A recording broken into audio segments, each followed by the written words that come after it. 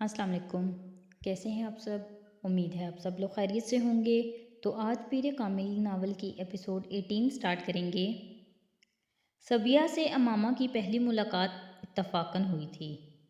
جویریہ کی ایک کزن صبیحہ کی کلاس فیلو تھی اور اسی کے توسط سے امامہ کی اس سے شناسائی ہوئی۔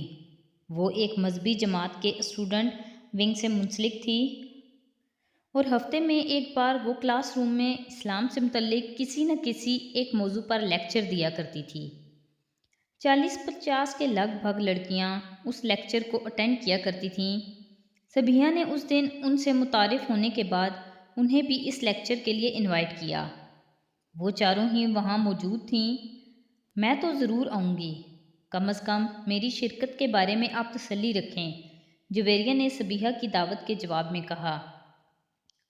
میں کوشش کروں گی، وعدہ نہیں کر سکتی، رابعہ نے جھنپی ہوئی مسکراہٹ کے ساتھ کہا۔ میرا آنا ذرا مشکل ہے کیونکہ میں اس دن کچھ مصروف رہوں گی، زینب نے معذرت کرتے ہوئے کہا۔ صبیحہ مسکراتے ہوئے امامہ کو دیکھنے لگی جو اب تک خاموش تھی۔ امامہ کا رنگ کچھ فک ہو گیا تھا۔ اور آپ آئیں گی؟ امامہ کی نظر جویریہ سے ملی جو اسے ہی دیکھ رہی تھی۔ ویسے اس بار کس موضوع پر کریں گی آپ؟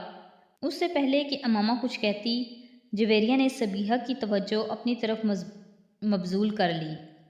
شاید ایسا اس نے دانستہ طور پر کیا تھا۔ اس بار اسراف کے بارے میں بات ہوگی۔ اس ایک عادت کی وجہ سے ہمارا معاشرہ کتنی تیزی سے زوال پذیر ہو رہا ہے اور اس کے سدباب کے لیے کیا کیا جا سکتا ہے، اسی موضوع پر گفتگو ہوگی۔ صبیحہ نے جویریہ کو تفصیل سے بتایا۔ آپ نے بتایا نہیں امامہ، آپ آ رہی ہیں؟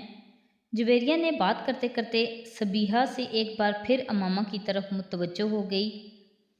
امامہ کا رنگ ایک بار پھر بدلا۔ میں دیکھوں گی، اس نے جھجکتے ہوئے کہا۔ مجھے بہت خوشی ہوگی اگر جویریہ کے ساتھ آپ تینوں بھی آئیں۔ اپنے دین کی بنیادی تعلیمات کے بارے میں ہمیں روز نہیں تو کبھی کبھار کچھ علم حاصل کرنے کی کوشش کرنی چاہیے۔ صرف میں ہی لیکچر نہیں دیتی ہوں، ہم جتنے لوگ بھی اکٹھے ہوتے ہیں ان میں سے کوئی بھی اس موضوع پر گفتگو کرنے کے لیے آزاد ہوتا ہے جسے ہم نے منتخب کیا ہوتا ہے، اور اگر آپ میں سے بھی کوئی کسی خاص موضوع کے حوالے سے بات کرنا یا کچھ بتانا چاہے تو ہم لوگ اسے بھی ارینج کر سکتے ہیں۔ صبیحہ بڑی سہولت سے بات کرتی رہی۔ پھر کچھ دیر بعد جویریہ اور اس کی کزن کے ہمراہ ان کے کمرے سے باہر چلی گئی۔ کوریڈور میں صبیحہ نے جویریہ سے کہا، آپ کم از کم امامہ کو تو ساتھ لے آئیں، مجھے لگا ہے کہ وہ آنا چاہ رہی ہے۔ اس کا عقیدہ بالکل الگ ہے، وہ کبھی بھی ایسی محفلوں میں شرکت نہیں کرے گی، جویریہ نے سنجیدگی سے اسے بتایا۔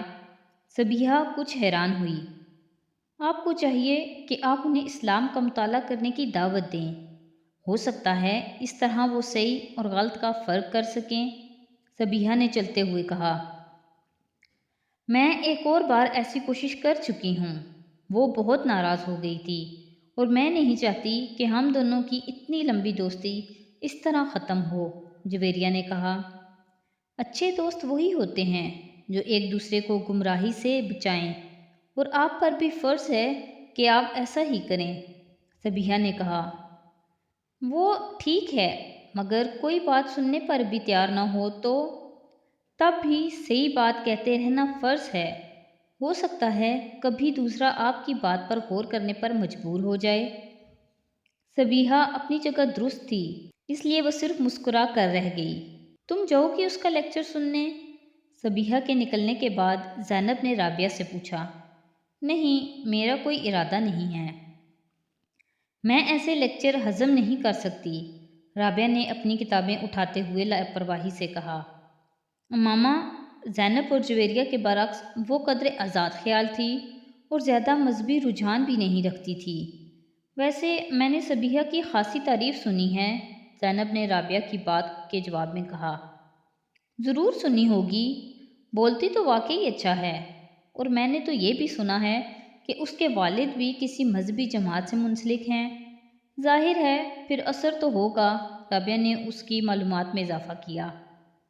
امامہ ان سے کچھ دور ایک کونے میں اپنی کتابیں لیے بیٹھی بظاہر ان کا مطالعہ کرنے میں مصروف تھی، مگر ان دونوں کی گفتگو بھی اس کے کان تک پہنچ رہی تھی۔ اس نے شکر کیا کہ ان دونوں نے اسے اس گفتگو میں گھسیٹنے کی کوشش نہیں کی۔ 3 دن کے بعد امامہ مقررہ وقت پر ان لوگوں سے کوئی بہانہ بنا کر لیکچر اٹینڈ کرنے چلی گئی۔ رابعہ، جویریہ اور زینب تینوں ہی اس لیکچر میں نہیں گئیں۔ پھر اس کا ارادہ بدل گیا۔ امامہ نے ان لوگوں کو نہیں بتایا کہ وہ صبیحہ کا لیکچر اٹینڈ کرنے جا رہی تھیں۔ صبیحہ امامہ کو دیکھ کر کچھ حیران ہو گئی تھی۔ مجھے بہت خوشی ہو رہی ہے آپ کو یہاں دیکھ کر، مجھے آپ کے آنے کی توقع نہیں تھی، صبیحہ نے اس سے گرم جوشی سے ملتے ہوئے کہا۔ یہ پہلا قدم تھا اسلام کی جانب جو امامہ نے اٹھایا تھا۔ اس سارے عرصے میں اسلام کے بارے میں اتنی کتابیں، تفاسیر اور تراجم پڑھ چکی تھی کہ کم از کم وہ کسی بھی چیز سے ناواقف اور انجان نہیں تھی۔ اسراف کے بارے میں اسلامی اور قرآنی تعلیمات اور احکامات سے بھی وہ اچھی طرح واقف تھی، مگر اس کے باوجود صبیحہ کی دعوت کو رد کرنے کی بجائے قبول کر لینے میں اس کی پیش نظر صرف ایک ہی چیز تھی۔ وہ اپنے مذہب سے اسلام تک کا وہ فاصلہ طے کرنا چاہتی تھی جو اسے بہت مشکل لگتا تھا۔ اور پھر وہ صرف پہلا اور آخری لیکچر نہیں تھا، یکے بعد دیگرے وہ اس کا ہر لیکچر اٹینڈ کرتی رہی۔ وہی چیزیں جنہیں وہ کتابوں میں پڑھتی رہی تھی اس کے منہ سے سن کر پر اثر ہوتی جا رہی تھیں۔ اس کی صبیحہ سے عقیدت میں اضافہ ہوتا جا رہا تھا۔ صبیحہ نے اسے یہ نہیں بتایا تھا کہ وہ اس کے عقیدے کے بارے میں جانتی تھی، مگر امامہ کو اس کے پاس آتے ہوئے 2 ماہ ہوئے تھے جب صبیحہ نے ختم نبوت پر ایک لیکچر دیا۔ قرآن پاک وہ کتاب ہے جو حضرت محمد صلی اللہ علیہ وسلم پر نازل ہوئی۔ صبیحہ نے اپنے لیکچر کا آغاز کیا، اور قرآن پاک ہی میں اللہ تعالیٰ نبوت کا سلسلہ حضرت محمد صلی اللہ علیہ وسلم پر ختم کر دیتے ہیں۔ وہ کسی دوسرے نبی کی کوئی گنجائش باقی نہیں رکھتے۔ اگر کسی نبی یعنی حضرت عیسیٰ علیہ السلام کا دوبارہ نزول کا ذکر ہے بھی تو وہ بھی ایک نئے نبی کی شکل میں نہیں، بلکہ ایک ایسے نبی کا دوبارہ نزول ہے جن پر نبوت حضرت محمد صلی اللہ علیہ وسلم سے بہت پہلے نازل کر دی گئی تھی، اور جن کا دوبارہ نزول ان کی اپنی امت کے لیے نہیں بلکہ حضرت محمد صلی اللہ علیہ وسلم کی امت کے لیے ہی ہوگا، اور آخری نبی حضرت محمد صلی اللہ علیہ وسلم ہی رہیں گے۔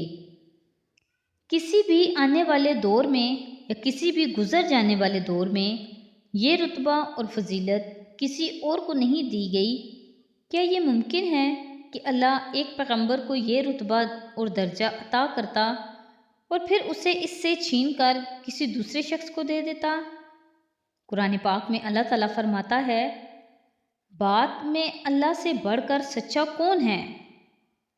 تو کیا یہ ممکن ہے کہ وہ اپنی بات کو خود ہی رد کر دیتا؟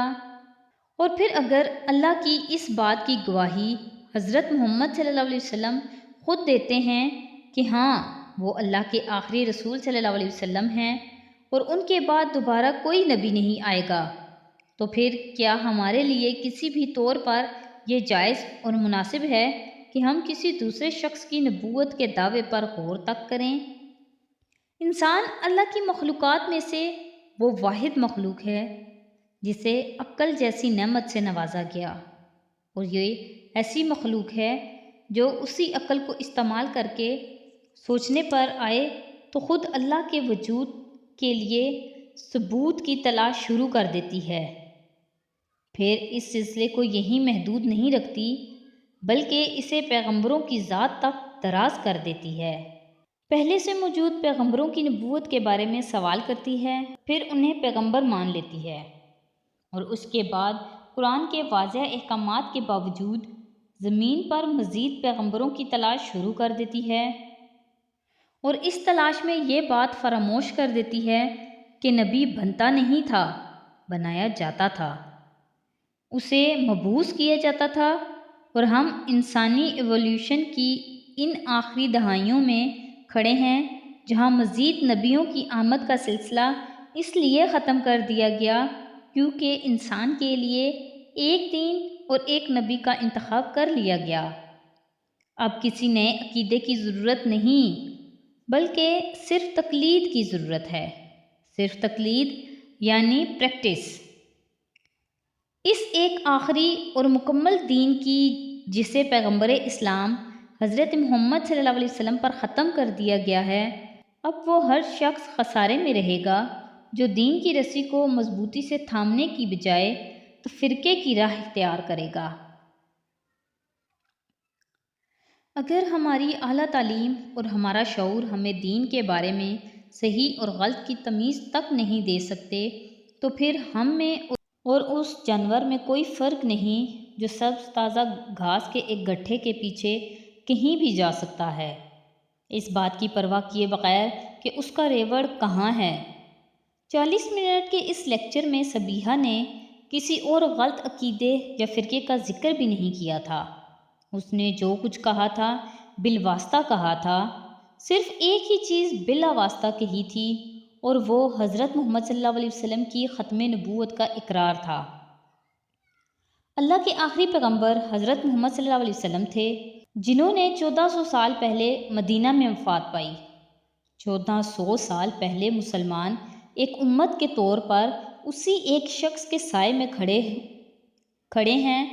1400 سال بعد بھی ہمارے لیے وہ ایک آخری نبی صلی اللہ علیہ وسلم ہیں جن کے بعد کوئی دوسرا نبی بھیجا گیا نہ بھیجا جائے گا، اور ہر وہ شخص جو کسی دوسرے شخص میں کسی دوسرے نبی کا عکس تلاش کرنے کی کوشش کرتا ہے اسے ایک بار اپنے ایمان کا از سر نو جائزہ لے لینا چاہیے۔ شاید یہ کوشش اسے اس عذاب سے بچا دے جس میں وہ خود کو مبتلا کرنے کی کوشش کر رہا ہے۔ امامہ ہر لیکچر کے بعد سبیحہ سے مل کر جایا کرتی تھی۔ اس لیکچر کے بعد وہ سبیحہ سے نہیں ملی۔ ایک لمحہ بعد وہاں رکے بغیر وہ وہاں سے چلی آئی۔